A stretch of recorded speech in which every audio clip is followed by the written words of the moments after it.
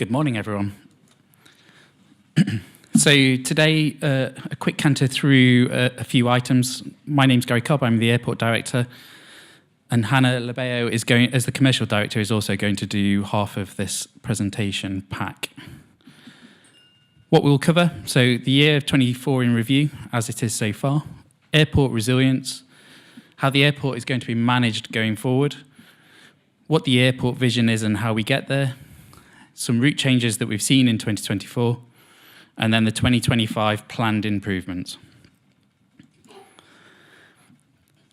So what you see on the screen in front of you is the metrics basically of where we were from 2023 to 2024 year to date. So January to July, unfortunately, when we presented this, it was August the numbers weren't quite ready. So in terms of departures, and you'll hear me talking about departures quite a lot, in aviation, the airport typically talks about the departures that it has. The arrivals are basically the responsibility of the departing airport that they arrive to us from. So in terms of departures, we've seen an 8% decrease in terms of the number of aircraft departing the airport. However, that has corresponded with a 1% increase in passenger numbers. So again, I think our aircraft are getting busier and fuller. In terms of delayed flights, in aviation, an aircraft is on time if it is under 15 minutes, 59 seconds after its pushing back time, so it's off-block time. So what we've seen in terms of delays that are less than an hour, we've seen a 15% decrease. So again, there's quite a lot. I hear a lot of people who sit there and say 2024 seems to be worse than 2023. Unfortunately, the data doesn't support that. In terms of delayed flights greater than 60 minutes, again, we've seen a 42% decrease. It's actually been a relatively good summer. In terms of total on-time performance, this is both arrivals and departures.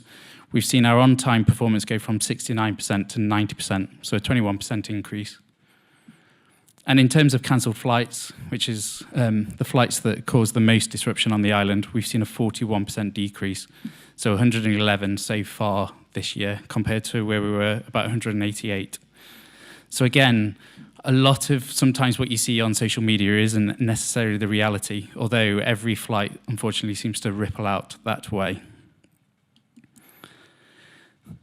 In terms of airport resilience, it's very easy to then go into ATC. Before I start, though, it's probably worthwhile pointing out that the airport opening hours, we close at 8:45. After 8:45, we will do an extension on a best endeavours basis. And to put that into perspective, 75 days out of 92, we have extended where we need to. Our current ATC staff complement stands at 16. This is 2 more than we were last year. However, our target is to reach 18, and we are working towards that goal. As Mr. Peters said, there is a global shortage of ATC staff, and in fact, 3 of our last 4 recruitment campaigns have been unsuccessful. What a lot of airports find is that the best solution is to grow your homegrown talent, so ab initios as they're called, taking people off the street. Unfortunately, to get an ab initio off the street and to be fully validated as an ATCO is 3 to 4 years. If you go out and get an experienced ATCO, they can normally be in quicker. They'll normally take about 18 months to be fully valid, but they tend to be less sticky, and that's what we've seen. What we actually find at the moment is it's not necessarily a recruitment issue. People sit there and say, why don't you go out and recruit more ATCOs? Our issue is a training capacity issue. So training for air traffic controllers is done sat next to an experienced ATCO who trains them in what they need to do relative to the Isle of Man. And the number of ATCOs that can do that training and the opportunity for those ATCOs to take part in that training is limited. So again, this is work that is currently ongoing, and I expect probably quite a few questions at this at the end. In terms of future target operating model, we now have a new board fully embedded. In fact, Chris is a member of our board. He'll be here on the panel, able to answer any of the questions. We're expecting a vote on the future direction of the airport due in November, and we're expecting our master plan to be published and consulted on in Q4 2024 or at some point in 2025. Again, this will lay out some of the funding required to get the assets to a condition which matches the expectation. One of the big issues that we have is the budgeted reality of the airport does not meet the expectations of the public, and it's either trying to get the funding to match that or trying to convince everybody the expectations that they can have. The option for an arm's length operating model is being considered, but this is not privatisation. This will give a greater commercial focus and improve customer experience. So again, I will now pass on to Hannah, who's going to go through the airport vision.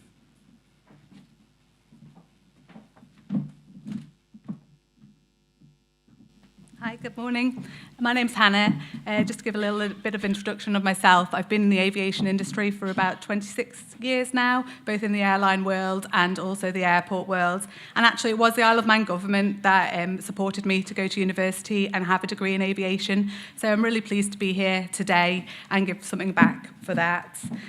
To start with, I wanted to open up with that we know that we're not where we should be at the moment, and we know that there is work that needs to be done to get where we should be. But I wanted to share with you the vision. This is a long-term goal. If I can get it up. This is a long-term goal for us as an airport, and we have a lot of work to get there. I'm not going to read it all to you now. Hopefully you will either get these slides or feel free to take a photo of them if that's something that would be helpful. Just to summarise though, it is something that we want to support on the safety, the security and the comfort of the airport. We want to be there to be able to focus on the community as well as putting the environment forward of everything that we think of and we do. And also look at the viability of the airport and look at some more of the commercial success that we could have all linked together. At the end of the day, we do, and I am talking about the future here, want everybody on the Isle of Man to actually feel proud of the airport. To do this, we're not going to be able to do it alone. And that's why we've brought in a team of non-executive directors to the board, which I know Gary just mentioned, but just going into a little bit more detail of these colleagues who will be there with experts to challenge us, to support us in our journey. We have Dr. John McGlynn. He's a Manx resident on the island and knows very much what's going on politically as well, but his main skills are actually the real estate side of things, so we can focus on in the airport how else we can make money other than just the aero side, which airlines now are really focusing on, not having high costs. Lorna, who has been the Highlands and Islands Airport Chair Board for a considerable amount of time, and a lot of the challenges we've had, they've already had, so it's great knowledge to bring to the board. And then Chris, who is here today, and I'm sure he'd welcome any feedback, has been in the industry, sorry Chris, longer than I've been alive. So he has a great knowledge, and especially on the airline side of things, which has been really helpful to us. So they're the people that are helping us to guide through the airports, but we also have a really strong operational team with some senior managers, which Gary in his time here has put together a really strong senior management team, as well as the whole team at the airport who really want to focus on that vision as well and get us where we need to be. Working towards that, if you look at the team here and the senior management team, etc., as the head, the heart of an airport is the routes, and we know they're important, and we work very closely with DFE to focus on that. Elephant in the room, I'll start with the Belfast. It's one that we're questioned a lot on, what's happening with Belfast. Unfortunately, it's not viable at the moment for EasyJet. Just to give you a little bit of context how it works with EasyJet and the low-cost carrier side of model especially, their average ticket price for Belfast was £26. If you take off £13 of that, which is the air passenger duty taxes, then you take off the airport charges, which we of course have to charge as well as other airports. Then their operational costs, fuel, pilot costs, etc., and their fixed costs, it doesn't leave much, and their bottom line is what they look at. It's not all lost. We are working with airlines at the moment to hopefully get Belfast back. I don't believe it'll be back for the winter, with a caveat we may have some over the Christmas period, but we are working on it. Bristol as well, due to the same reason, they just can't get the loads up on the ticket price they need, will become seasonal at the moment. Good news is, though, we have had some new routes for this year. The Jersey-Guernsey, which is a very business-focused market, route is working well, and the direct flights are working very well, and I'm sure you all heard yesterday that they've just announced an Ibiza on that too.